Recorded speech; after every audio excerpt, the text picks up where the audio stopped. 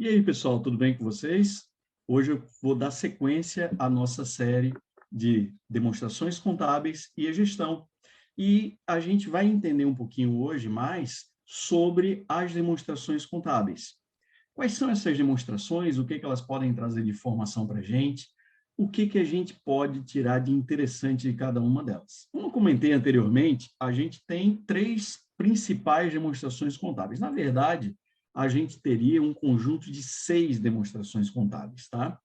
Seria balanço patrimonial, demonstração de resultados do exercício, a demonstração das mutações do patrimônio líquido, que é a DMPL, demonstração do valor adicionado, DVA, a demonstração do resultado abrangente e a demonstração do fluxo de caixa, que pode ser pelo método direto ou pelo método indireto.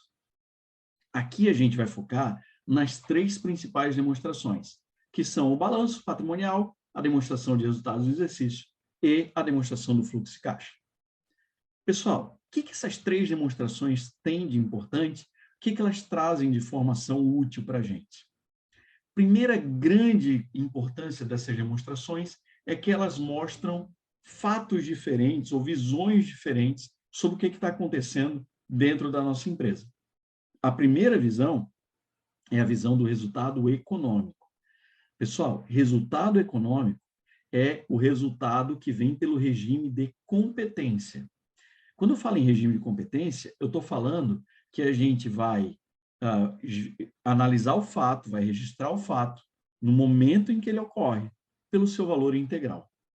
Isso quer dizer o seguinte, imagina que eu comprei um computador por R$ 2.000 para pagar em 10 parcelas de R$ 200 cada. Economicamente, ou por competência, eu vou registrar que eu comprei um computador por R$ 2.000. Como eu vou pagar? Não importa. Então, o econômico, regime de competência, é demonstrado pela DRE, pela demonstração de resultados do exercício. E a demonstração de resultados do exercício, ela tem como resultado possível lucro ou prejuízo. A gente já viu que o lucro é formado pela receita menos os gastos. E esses gastos, normalmente, são três possibilidades. Eu tenho os custos, que são aqueles gastos que estão relacionados com a operação da empresa, com o processo de geração de bens e serviços. As despesas são os gastos de apoio. Elas estão relacionadas ao apoio à geração de receita, ou seja, tudo aquilo que eu faço apoiando a geração de receita, apoiando as vendas, apoiando a administração da empresa, a gente chama de despesa. E o outro gasto que aparece na demonstração de resultados é a perda, são as perdas. As perdas são aqueles gastos que, ao mesmo tempo, são involuntários e imprevistos. Ou seja, não quero que aconteça, não espero que aconteça. Bacana? Peguei a receita, deduzi custos, despesas e perdas, eu tenho lucro ou prejuízo. E esse lucro ou prejuízo é o resultado econômico que a empresa dá. Super importante, porque isso, pessoal, é a fonte, é a origem mais importante de recursos que a empresa tem. Porque esse resultado, ele entra direto no patrimônio da empresa, agrega ao patrimônio sem custo para o empresário. Então, é aquele resultado que vai trazer um benefício sem trazer nenhum tipo de ônus. Esse é o resultado econômico super importante para o crescimento e desenvolvimento da empresa. E para a gente observar como esses recursos eles são obtidos e como a gente aplica esses recursos, a gente usa o balanço patrimonial. Então, balanço patrimonial é a demonstração que a gente faz com o objetivo de entender a estrutura de capital da empresa. Ou seja, como eu me financiei, como eu tomei recurso e como eu apliquei esse recurso. Pessoal, o balanço, eu posso ter três fontes possíveis de recurso. Primeira fonte é a fonte de capital de terceiros. Quando a gente fala em capital de terceiros, a gente está falando fornecedores, instituições bancárias ou instituições financeiras, né, não obrigatoriamente bancárias. A gente está falando dos próprios tributos, os salários dos funcionários, tudo isso é fonte primária de recursos. que é o que a gente chama de fonte de terceiros, capital de terceiros. Eu tenho também o capital próprio.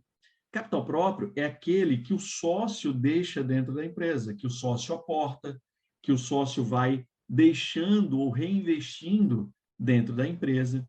Isso a gente chama de capital próprio. E esse capital, apesar de ser próprio, é um capital que tem um custo muito alto, porque o sócio ele vai exigir que a empresa dê para ele mais do que o próprio mercado financeiro. Senão, não vale a pena ele apostar naquela empresa.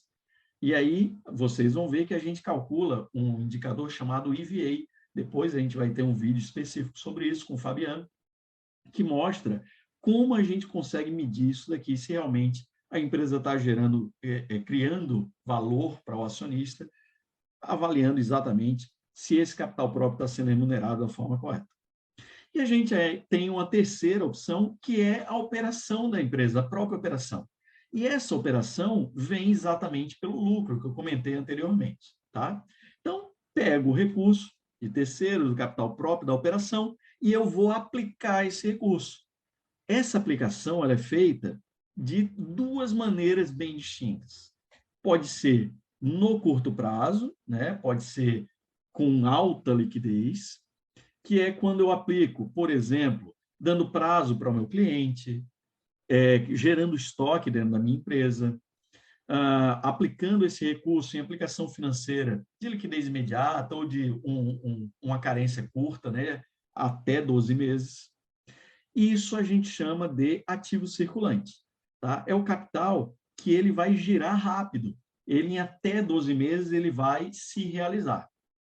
Por outro lado, eu posso aplicar também no que a gente chama de ativo não circulante.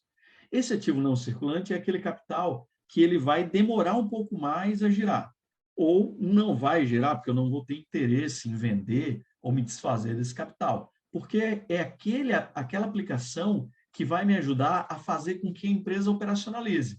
Então, aqui são as máquinas, os equipamentos, os prédios, os veículos, os móveis, os imóveis.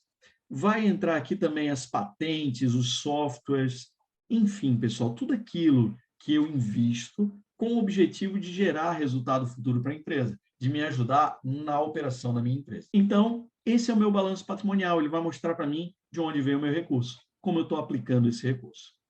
E a terceira demonstração super importante que a gente tem é a demonstração do fluxo de caixa, a DFC.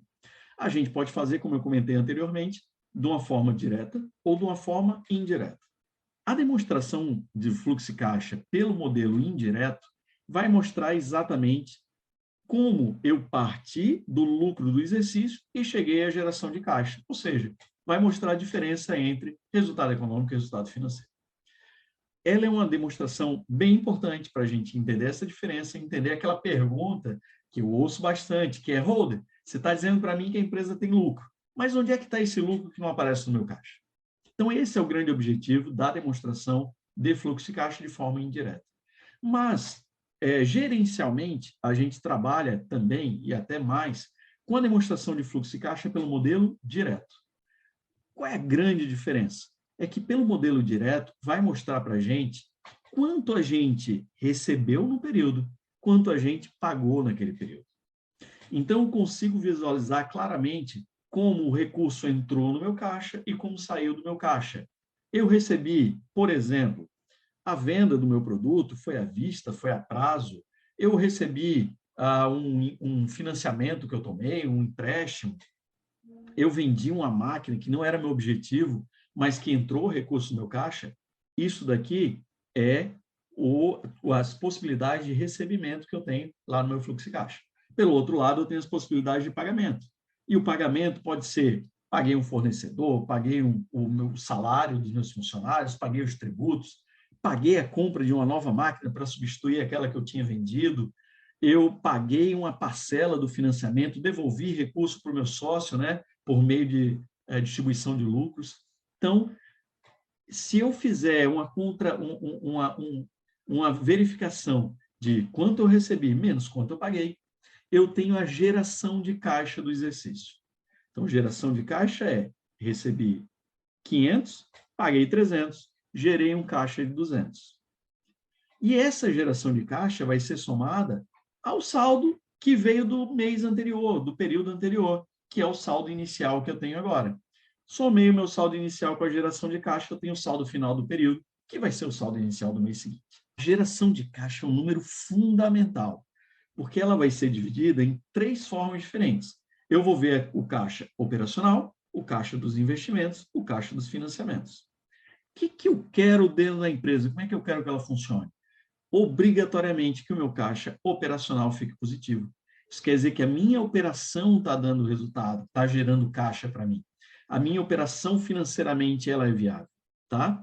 Mas, se isso não acontece, eu posso ter geração de caixa por meio de financiamento, ou seja, eu estou tomando recurso para poder fazer com que o meu caixa funcione. Muita empresa trabalha dessa forma, contanto que isso seja em curto prazo e que eu comece realmente a gerar caixa operacional para que valha a pena estar aplicando recursos nessa empresa. Esse era o vídeo de hoje.